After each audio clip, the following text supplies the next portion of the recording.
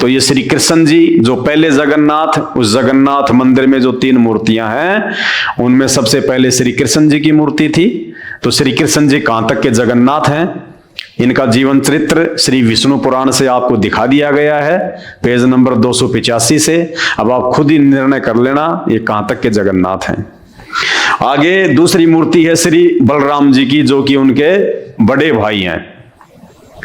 तो हमारा विषय चल रहा था कि बीमार क्यों हो जाते हैं जगन्नाथ मंदिर में, ये भगवान हर साल 15 दिन के लिए बीमार क्यों हो जाते हैं। तो श्री कृष्ण जी का तो बीमार होना स्वाभाविक है, क्योंकि ये भगवान नहीं है, ये जगन्नाथ नहीं है। और आप और हमारी तरह एक आम व्यक्ति की भूमिका की इन्होंने। थोड़ी बहुत जो शक्तियां होती हैं ये ऊपर से लेके आते हैं, जिनका ये दिखावा करते हैं, प्रचार प्रसार करते हैं। आम व्यक्ति इनको अपने से जो है वो श्रेष्ठ मान के और इनको भगवान की संज्ञा में ले लेता है। दूसरे श्री बलराम जी, तो ये आपके सामने श्री विष्णु पुराण है। श्री कृष्ण जी के बड़े भाई बलराम जी के चरित्र के विषय में पूरा विवरण है। और उसके बाद आप खुद ही निर्णय कर लेना, क्या श्री बलराम जी को जगन्नाथ कहना उचित है। जो कर्म इन्होंने किए हैं, क्या उसके बाद जगन्नाथ मंदिर में उनकी मूर्तियां रख के पूजा करना उचित है, क्या वे पूजा के योग्य हैं। देखिएगा श्री विष्णु पुराण गीता प्रेस गोरखपुर से प्रकाशित है, ये पंचम अंश है और पेज नंबर है 411। ये देखिएगा 35वां अध्याय, सांब का विवाह, श्री विष्णु पुराण से। एक बार जाम्बवती नंदन वीरवर सांब ने, यानी श्री कृष्ण जी की पत्नी जाम्बवती के पुत्र सांब ने स्वयंवर के अवसर पर दुर्योधन की पुत्री को बलात् हरण कर लिया। यानी श्री कृष्ण जी के बेटे सांब ने दुर्योधन की बेटी का स्वयंवर रचा जा रहा था, तो श्री कृष्ण जी के पुत्र सांब ने दुर्योधन की बेटी का जबरदस्ती अपहरण कर लिया। तब महावीर, कर्ण, दुर्योधन, भीष्म और द्रोणाचार्य आदि ने क्रुद्ध होकर उसे युद्ध में हराकर बांध लिया। यह समाचार पाकर कृष्णचंद्र यानी श्री कृष्ण जी आदि समस्त यादवों ने दुर्योधन आदि पर क्रुद्ध होकर उन्हें मारने के लिए तैयारी कर ली।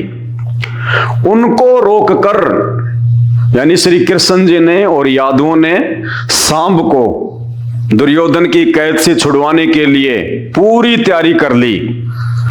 उसी समय बलराम जी, श्री कृष्ण जी के बड़े भैया, जिनकी मूर्ति आप उड़ीसा के जगन्नाथ मंदिर में रखते हैं और जिनको भगवान मान के आप उनकी पूजा करते हैं, वो बलराम जी तुरंत वहां पे आते हैं। और देखिए, उनको रोककर श्री बलराम जी ने मदिरा के उन्माद से लड़खड़ाते हुए, मदिरा शराब, उन्माद यानी शराब के प्रभाव से लड़खड़ाते हुए, इतने में वहां पे बलराम जी आ गए। जब बलराम जी को पता चला कि दुर्योधन ने श्री कृष्ण के पुत्र सांब को बांध लिया है, और श्री कृष्ण जी जब यादवों के साथ छुड़ाने के लिए जाने लगे, इतने में बलराम जी आए अंदर से निकल के, शराब में धुत होके, मदिरा में धुत होके और लड़खड़ा के। देखो लिखा हुआ भाई श्री विष्णु पुराण, कोई माई का लाल इसको झुठला नहीं सकता। ये कथा करते हैं पंडित लोग इनकी। उनको रोककर श्री बलराम जी ने मदिरा के उन्माद से लड़खड़ाते हुए शब्दों में कहा, कौरवगण, मेरे कहने से सांब को छोड़ देंगे, मैं अकेला ही उनके पास जाता हूं। दारू के नशे में लड़खड़ाते हुए। बताइए, एक शराबी व्यक्ति की मूर्ति आप मंदिर में रखते हैं। एक पवित्र जगह कहा जाता है मंदिर को, और मंदिर वो भी छोटा मोटा नहीं, जगन्नाथपुरी का मंदिर। और उस मंदिर में आप पूजा किसकी कर रहे हैं? एक शराबी की, एक नशेड़ी व्यक्ति की। भाई और बहनों, अपनी आंखें खोलो। इन पाखंडी और नकली धर्मगुरुओं ने केवल हमारा सत्यानाश करने का ठेका ले रखा है। ये तत्व ज्ञान बिना उस तत्वदर्शी संत की रजा के, उसकी मेहर के समझ में नहीं आ सकता। ये काय के जगन्नाथ हैं, ये जगन्नाथ हैं, शराब के नशे में धुत। भाई ये राजा थे, और राजा सारे उल्टे कुकर्म करते हैं। इन्होंने भी वही किया अपने जीवन काल में। इन्होंने सिवाय शराब और कबाब के, लड़ाई झगड़ों के, मार पीट के, इन्होंने कुछ नहीं किया। कोई धर्म का काम नहीं किया। ये एक राजा के लड़के थे, खुद फिर राजा बन गए श्री कृष्ण और बलराम, और इन्होंने वो किए जो राजाओं के लड़के किया करते हैं। और आज इनकी हम मंदिरों में मूर्तियां रख के पूज रहे हैं। शर्म आनी चाहिए, शर्म। क्यों? क्योंकि अभी तक हमें जगन्नाथ की पहचान ही नहीं है, हमें उस एक परमात्मा की पहचान ही नहीं है। और उस परमात्मा की पहचान तत्वदर्शी संत के सत्संग सुने बिना नहीं हो सकती। और ऐसे ही आप नशेड़ियों की पूजा करते रहोगे, और क्या मिलेगा आपको फिर उनकी पूजा से? दुख, तकलीफ, अकाल मौत। और घर घर में यही हाल है। हम सभी देवी देवताओं की पूजा करते हैं, फिर भी दुखी। हॉस्पिटल भरे पड़े हैं, जादू तंत्र टोने टोटके वालों के पास में भीड़ लगी रहती है, भूत प्रेत निकलवाने वालों के पास में भीड़ लगी रहती है। अरे क्यों? आप तो भक्ति कर रहे हो, मंदिरों में भी जाते हो, भेंट भी चढ़ाते हो, फिर क्यों तकलीफ आ रही है, क्यों दुख आ रहे हैं? भगवान की भक्ति से तो सुख मिलता है, दुख तो नकली जगन्नाथों की भक्ति से मिलता है जो आपको मिल रहा है। तो ये आपकी आंखों के सामने श्री विष्णु पुराण, और कमाल कर दिया आपने। एक नशेड़ी की मूर्ति को, एक शराबी की मूर्ति आप जगन्नाथ के मंदिर में रख के आप उसको भगवान मान के पूज रहे हैं। ये हमारी बुद्धिहीनता का परिचायक है। क्यों? क्योंकि नकली और पाखंडी धर्मगुरुओं ने हमारे इन धर्म शास्त्रों में लिखी हुई सच्चाई से दूर रखा। उस तत्व ज्ञान के अभाव में ना तो ये धर्मगुरु समझ पाए इन शास्त्रों की सच्चाई को, और जब ये खुद ही नहीं समझ पाए तो आप और हमें ये कहां से विद्वान बना देते। भाई और बहनों, आंखें खोलो। ना श्री कृष्ण जी जगन्नाथ हैं और ना उनके भाई बलराम जगन्नाथ हैं। ये तो आम व्यक्ति की तरह है, जैसे आम व्यक्ति करता है, अज्ञानी व्यक्ति। अब वो जामवती का लड़का सांब, दुर्योधन अपनी बेटी का स्वयंवर जो है वो रच रहा था। अब लड़की ने किसी और को पसंद कर लिया तो उसकी अपनी मर्जी, लेकिन श्री कृष्ण जी का लड़का अपने आप को राजा का लड़का समझ के और जबरदस्ती दुर्योधन की बेटी का हरण कर रहा है। ये एक सभ्य इंसान के लक्षण है क्या? ये तो छीना झपटी में आता है, ये तो सीना जोरी में आता है। लड़की की मर्जी, वो किसको पसंद करे और किसको पसंद नहीं करे। लेकिन सांब की भी क्या गलती है जब उसके बाप ने ही ऐसा किया था। जब श्री कृष्ण जी ने खुद रुक्मणी का हरण कर लिया, जो सनातन की मर्यादाओं के विपरीत था, तो बेटा तो वही करेगा जो बाप ने किया। तो श्री कृष्ण जी ने रुक्मणी का हरण कर लिया था, और श्री कृष्ण जी के पुत्र सांब ने दुर्योधन की बेटी का अपहरण करने का प्रयास किया, तो दुर्योधन ने बांध के जेल में डाल दिया। श्री कृष्ण जी को पता चला तो मरने मारने के लिए सेना लेके, बताओ ये भगवानों के लक्षण हैं। उल्टा अपने बेटे को समझाना चाहिए था कि नालायक, तूने ऐसा काम क्यों किया, तूने उनके साथ में जबरदस्ती क्यों की, क्या तुझे शोभा देता ये? अपने पुत्र को उसके कुकर्म के लिए धमकाने के बजाय और अपने ही पुत्र का यानी अधर्म का वो पक्ष ले रहे हैं। ये भगवान है, ये जगन्नाथ हैं। और ऊपर से वो बलराम जी उनको कह रहा तुम सब यहीं रुक जाओ, मैं अकेला ही जाके ले आऊंगा। बताओ, नशे में दुत, और जगन्नाथ के मंदिर में आप उनकी मूर्ति रख के और भगवान मान के पूज रहे हो। इसीलिए तो हम गधे कुत्ते सूअर बन रहे हैं मरने के बाद में, क्योंकि हमें जगन्नाथ का नहीं पता जगन्नाथ कौन है। देखिए एक बार जाम्बवती नंदन वीरवर सांब ने स्वयंवर के अवसर पर दुर्योधन की पुत्री को बलात्कार कर लिया। तब महावीर कर्ण, दुर्योधन, भीष्म और द्रोण ने क्रुद्ध होकर उसे युद्ध में हराकर बांध लिया। यह समाचार पाकर कृष्णचंद्र आदि समस्त यादवों ने दुर्योधन आदि पर क्रुद्ध होकर उन्हें मारने के लिए बड़ी तैयारी की। उनको रोककर श्री बलराम जी ने मदिरा के उन्माद से लड़खड़ाते हुए शब्दों में कहा, कौरवगण मेरे कहने से सांब को छोड़ देंगे, अतः मैं अकेला ही उनके पास जाता हूं। ये है इनका चरित्र, आम व्यक्ति से नीचे गिरा हुआ इनका चरित्र, जिनको आप भगवान मानते हैं। तो भाइयों, कैसे मोक्ष की प्राप्ति हो जाती? तभी तो आज ये दुनिया भर में इंसानों से ज्यादा जानवरों की संख्या है, क्योंकि जो व्यक्ति मानव शरीर प्राप्त करके एक पूर्ण परमात्मा असली जगन्नाथ की भक्ति नहीं करता, तत्वदर्शी संत को अपना गुरु धारण करके, वो फिर 84 लाख योनियों में भटकता रहता है जन्म जन्मांतर। इसलिए आज से पहले हमारे पूर्वज जो ब्रह्मा विष्णु महेश 33 करोड़ देवी देवताओं की भक्ति करते थे, मरने के बाद में वो सब 84 लाख योनियों में भटक रहे हैं। आज सुअवसर प्राप्त है, आज वो जगन्नाथ धरती पे प्रकट है, जिसको हम जगन्नाथ कह सकते हैं। ये है वो जगन्नाथ, संत रामपाल जी भगवान, पूर्ण परमात्मा, जिन्होंने वो जगन्नाथ का मंदिर बनवाया था। अभी तक आपको पूरी हिस्ट्री का भी नहीं पता है, उड़ीसा के पुरी में जगन्नाथ मंदिर की स्थापना कैसे हुई थी। अरे वहां के राजा इंद्रदमन ने तो 5 बार मंदिर बनवाया था, 5 बार। और जैसे ही मंदिर बन के तैयार होता, समुद्र आके मंदिर को ढहा जाता अपने पानी के वेग से। अगर श्री कृष्ण जी अगर जगन्नाथ थे, परमात्मा थे, समर्थ थे, तो क्यों मंदिर को टूटने दे रहे थे? राजा इंद्रदमन तो श्री कृष्ण जी का मंदिर बनवा रहा था, तो श्री कृष्ण जी अपने ही मंदिर की सुरक्षा नहीं कर पाए, और 5 बार राजा इंद्रदमन ने मंदिर बनवाया और वो समुद्र उसे तोड़ डालता। अंत में वो कबीर परमात्मा, सारी सृष्टि का रचनहार, वो जगन्नाथ, जिसने ब्रह्मा विष्णु महेश के बाप को, शैतान को, उस काल को वचन दिया था।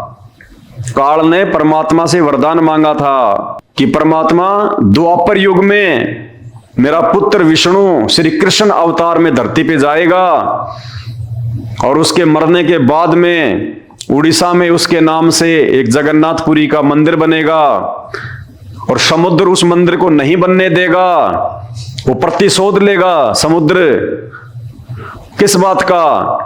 कि जब वो मेरा बेटा कृष्ण त्रेता युग में रामचंद्र रूप में गया था और 14 साल का उसको वनवास हुआ, रावण उसकी पत्नी का हरण कर ले गया। अपनी पत्नी को वापस लाने के लिए, समुद्र पार करने के लिए उसने 3 दिन तक समुद्र से याचना की थी कि मुझे रास्ता दे दो, लेकिन समुद्र टस से मस नहीं हुआ।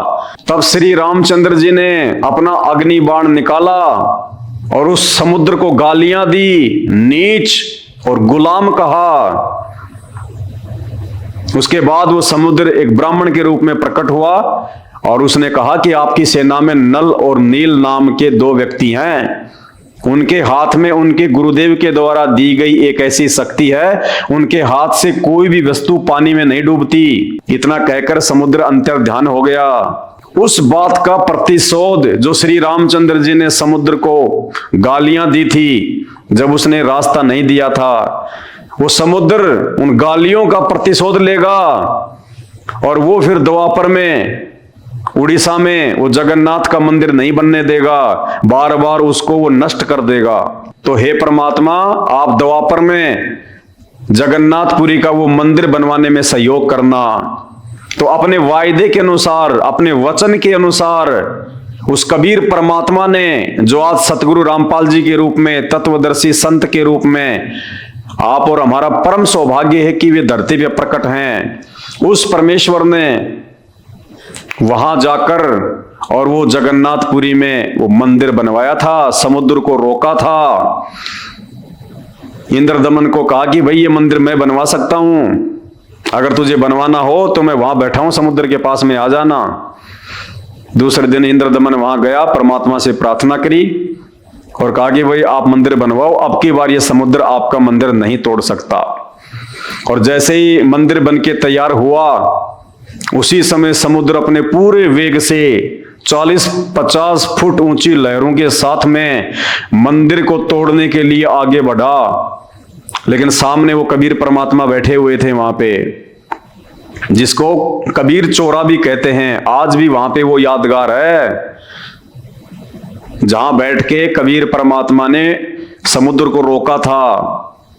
कबीर चोरा के नाम से आज भी वो स्थान उस मंदिर के पास वहां पर है। तो समुद्र उससे आगे नहीं बढ़ पाया और कहा कि भगवान मुझे रास्ता दो। बोलो भाई क्यों? कि मुझे मंदिर तोड़ना है।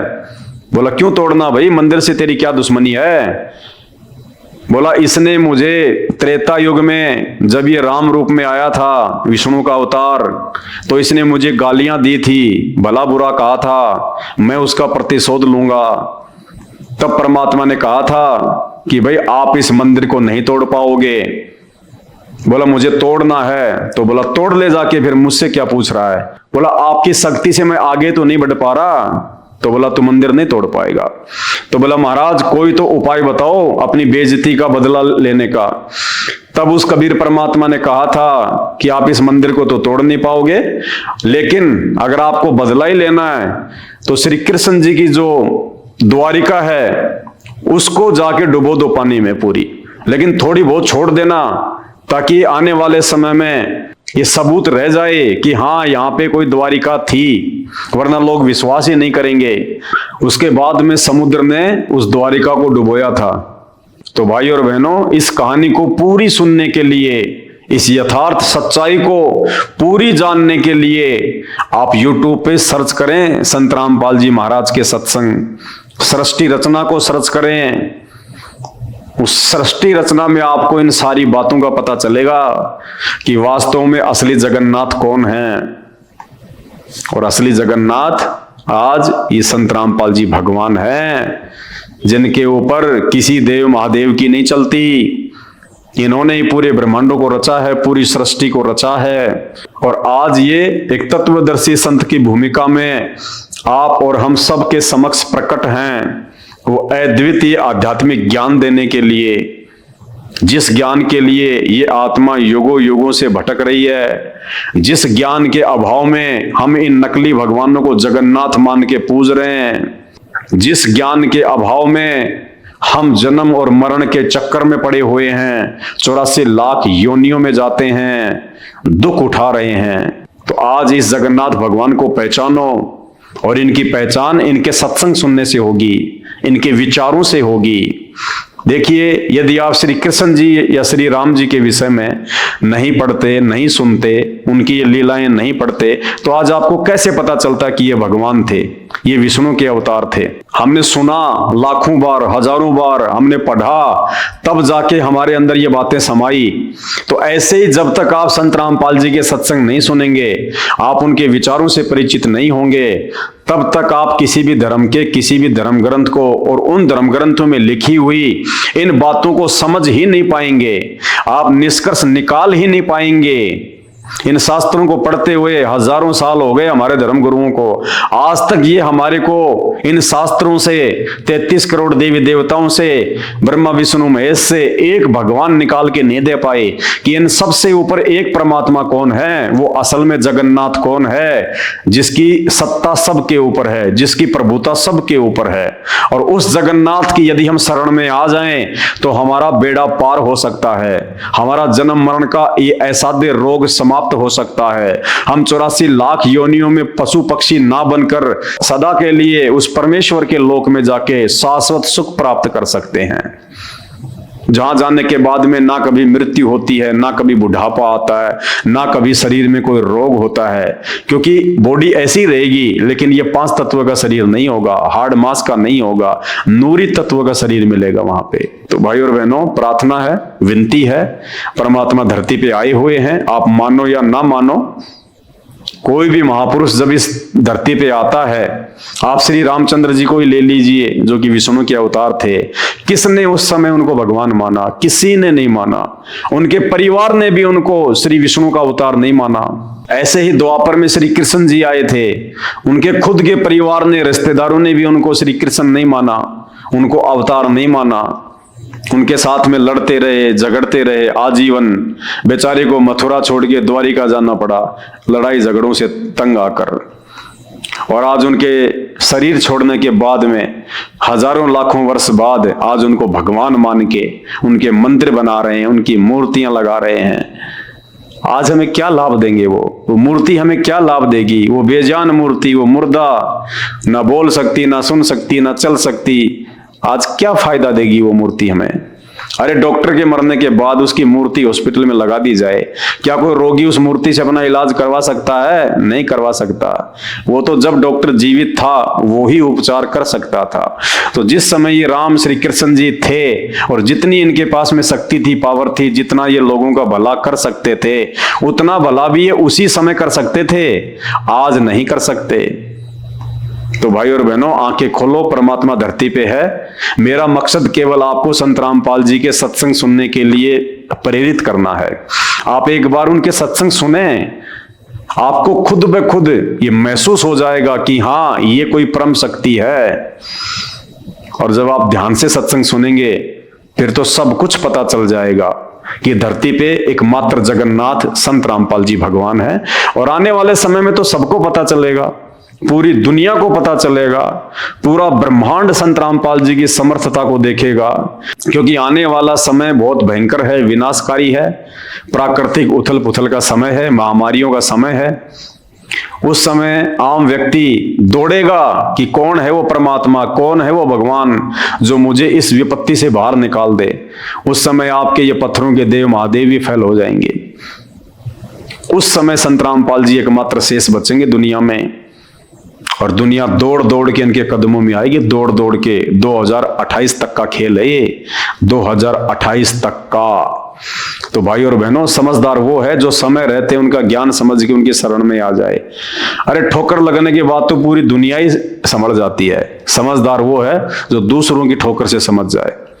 तो इन भगवानों का जीवन चरित्र आपको इन्हीं के ग्रंथों से, श्रीमद् देवी भागवत से, श्री विष्णु पुराण से आपको दिखा दिया गया है। श्री कृष्ण जी कहां तक जगन्नाथ हैं, जो एक पुत्र प्राप्ति के लिए शंकर जी के आगे हाथ फैला रहे हैं, तपस्या कर रहे हैं, विनती कर रहे हैं। एक गांधारी, एक आम स्त्री के श्राप के कारण श्री कृष्ण जी का पूरा परिवार नष्ट हो गया, यादव कुल नष्ट हो गया। वो अपने परिवार को नहीं बचा पाए।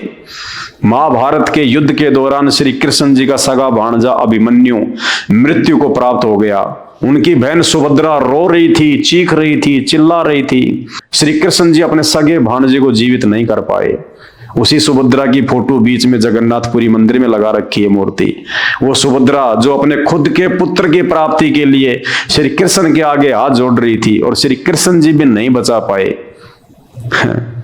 तो श्री बलराम जी, श्री कृष्ण जी और उनकी बहन सुभद्रा ये पूजा के योग्य नहीं है। ये कोई जगन्नाथ नहीं है।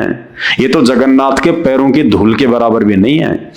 असली जगन्नाथ संत रामपाल जी भगवान है। समय रहते इनके सत्संग सुनना शुरू कर दो, अपना आत्म कल्याण करवा लो, वरना कल को मजबूरन दुखी होके, परेशान होके, नाक रगड़ के आना पड़ेगा। आज के वीडियो में केवल इतना ही। फिर परमात्मा प्रेरणा करेंगे, समय समय पर आपके लिए सत्य आध्यात्मिक जानकारी लेके आते रहेंगे। बंदी छोड़ सतगुरु रामपाल जी भगवान की जय हो।